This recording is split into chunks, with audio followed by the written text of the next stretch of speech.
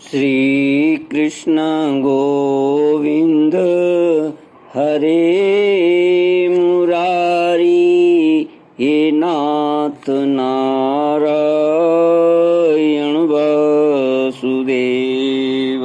श्री कृष्ण गोविंद हरे मुरारी, हे नाथ नारायण वासुदेवा। ओम नमो भगवते वासुदेवाय। ओम नमो भगवते वासुदेवाय।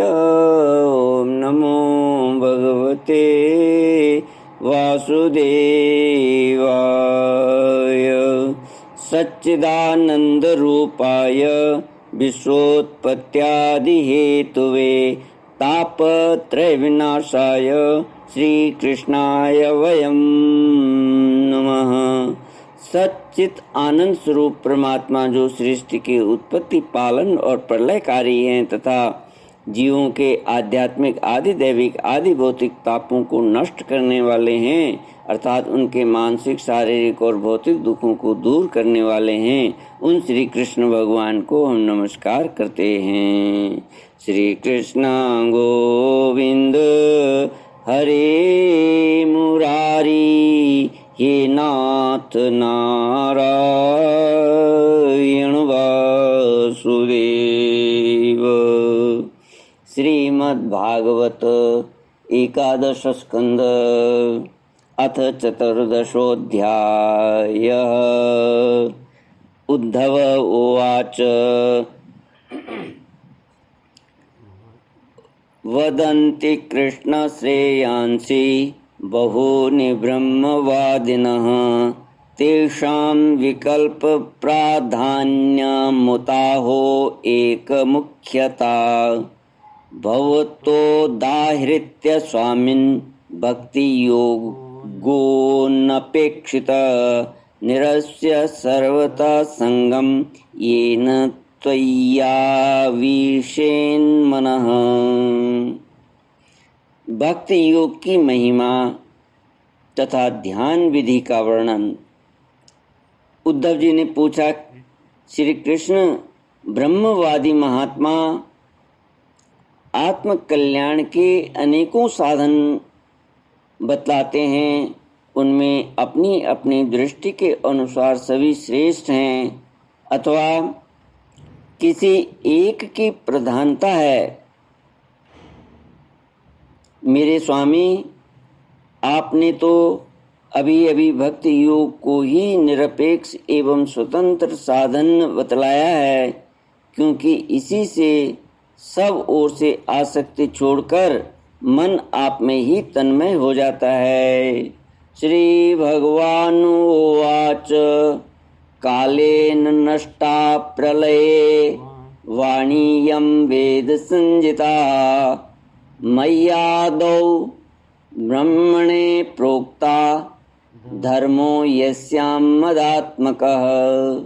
भगवान श्री कृष्ण ने कहा, प्रिय उद्धव, यह वेद वाणी समय के फेर से प्रलय के अवसर पर लुप्त हो गई थी।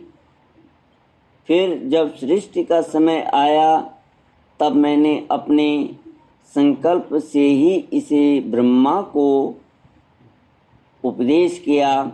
इसमें मेरे भागवत धर्म का ही वर्णन है। ब्रह्मा ने अपने ज्येष्ठ पुत्र स्वयं भुव मनु को उपदेश किया और उनसे भृगु, अंगिरा, मरीचि, पुलह, अत्रि, पुलस्त्य और क्रतु, इन 7 प्रजापति महर्षियों ने ग्रहण किया।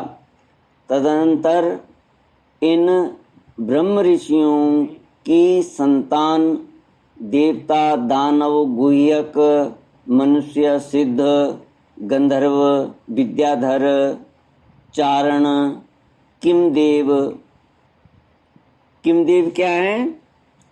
किमदेव किन्हें कहते हैं? श्रम, और स्वेद आदि दुर्गंध से रहित होने के कारण जिनके विषय में ये देवता हैं या मनुष्य हैं ऐसा संदेह हो, वे द्वीपांतर निवासी मनुष्य किमदेव कहलाते हैं। किन्देव। और किन्नर है मुख तथा शरीर की आकृति से कुछ कुछ मनुष्य के समान प्राणी किन्नर कहलाते हैं। राक्षस, नाग और किम पुरुष क्या कहलाते हैं, कैसे होते हैं? कुछ कुछ पुरुष के समान प्रतीत होने वाले वानरादि, तो ये किम पुरुष हैं। आदि ने इसे अपने पूर्वज इन्हीं ब्रह्म ऋषियों से प्राप्त किया। ये ज्ञान, ये जो वेदवाणी है, इन्होंने अपने पूर्वज ब्रह्म ऋषियों से प्राप्त किया। सभी जातियों और व्यक्तियों के स्वभाव, उनकी वासनाएं सत्व, रज और तमोगुण के कारण भिन्न भिन्न हैं। इसलिए उनमें और उनकी बुद्धि वृत्तियों में भी अनेकों भेद हैं। इसीलिए वे सभी अपनी अपनी प्रकृति के अनुसार उस वेदवाणी का भिन्न भिन्न अर्थ ग्रहण करते हैं। वह वाणी ही ऐसी अलौकिक है कि उससे विभिन्न अर्थ निकालना स्वाभाविक ही है। इसी प्रकार स्वभाव भेद तथा परंपरागत उपदेश के भेद से मनुष्यों की बुद्धि में भिन्नता आ जाती है। और कुछ लोग तो बिना किसी विचार के वेद विरुद्ध पाखंड मतावलंबी हो जाते हैं।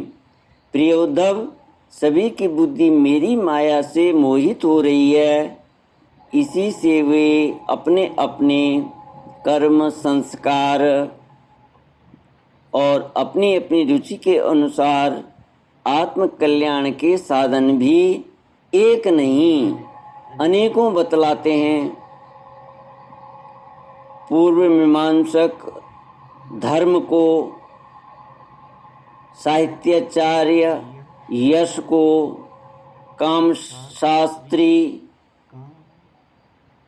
काम को, योगवेत्ता सत्य और समदम आदि को, और दंड नीतिकार ऐश्वर्य को, त्यागी त्याग को, और लोकायतिक भोग को ही मनुष्य जीवन का अर्थ, मनुष्य जीवन का स्वार्थ, परम लाभ बतलाते हैं।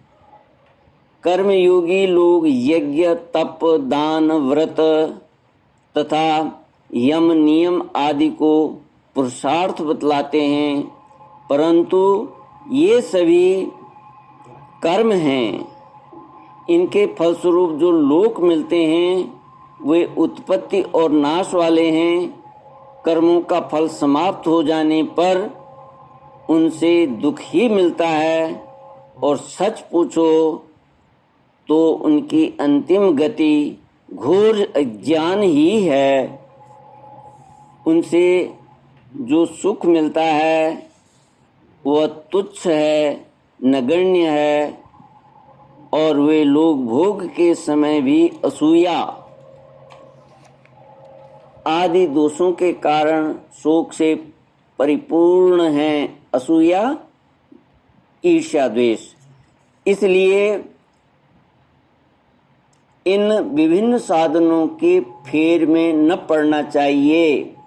प्रिय उद्धव, जो सब ओर से निरपेक्ष बेपरवाह हो गया है, किसी भी कर्म या फल आदि की आवश्यकता नहीं रखता और अपने अंतःकरण को सब प्रकार से मुझे ही समर्पित कर चुका है, परमानंद स्वरूप मैं उसकी आत्मा के रूप में स्फुरित होने लगता हूँ। इससे वह किस सुख का अनुभव करता है, वह विषय लोलुप प्राणियों को किसी प्रकार मिल नहीं सकता। इससे वह जिस सुख का अनुभव करता है वह विषय लोलुप प्राणियों को किसी प्रकार मिल नहीं सकता।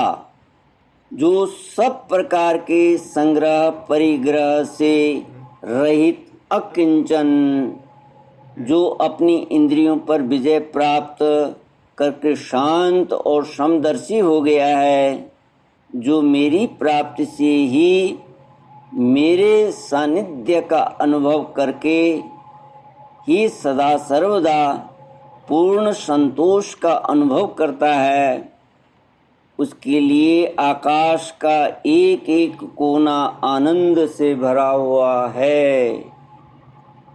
जिसने अपने को मुझे सौंप दिया है वह मुझे छोड़कर न तो ब्रह्मा का पद चाहता है और न देवराज इंद्र का। उसके मन में न तो सार्वभौम सम्राट बनने की इच्छा होती है और न वह स्वर्ग से भी श्रेष्ठ रसातल का ही स्वामी होना चाहता है। वह योग की बड़ी बड़ी सिद्धियों और मोक्ष तक की अभिलाषा नहीं करता। उद्धव, मुझे तुम्हारे जैसे प्रेमी भक्त जितने प्रियतम हैं उतने प्रिय मेरे पुत्र ब्रह्मा, आत्मा शंकर, सगे भाई बलराम जी, स्वयं अर्धांगिनी लक्ष्मी जी और मेरा अपना आत्मा भी नहीं है, जिसे किसी की अपेक्षा नहीं, जो जगत के चिंतन से सर्वथा उपरत होकर मेरे ही मनन चिंतन में तल्लीन रहता है और राग द्वेष न रखकर सबके प्रति सम्मान दृष्टि रखता है, उस महात्मा के पीछे पीछे मैं निरंतर ये सोचकर घुमा करता हूँ कि उसके चरणों की धूल उड़कर मेरे ऊपर पड़ जाए और मैं पवित्र हो जाऊं। जो सब प्रकार के संग्रह परिग्रह से रहित है, यहाँ तक कि शरीर आदि में भी अहंता ममता नहीं रखते, जिनका चित्त मेरे ही प्रेम के रंग में रंग गया है, जो संसार की वासनाओं से शांत उपरक्त हो चुके हैं और जो अपनी महत्ता उदारता के कारण स्वभाव से ही समस्त प्राणियों के प्रति दया और प्रेम का भाव रखते हैं, किसी प्रकार की कामना जिनकी बुद्धि का स्पर्श नहीं कर पाती, उन्हें मेरे जिस परमानंद स्वरूप का अनुभव होता है उसे और कोई नहीं जान सकता, क्योंकि वह परमानंद तो केवल निरपेक्षता से ही प्राप्त होता है।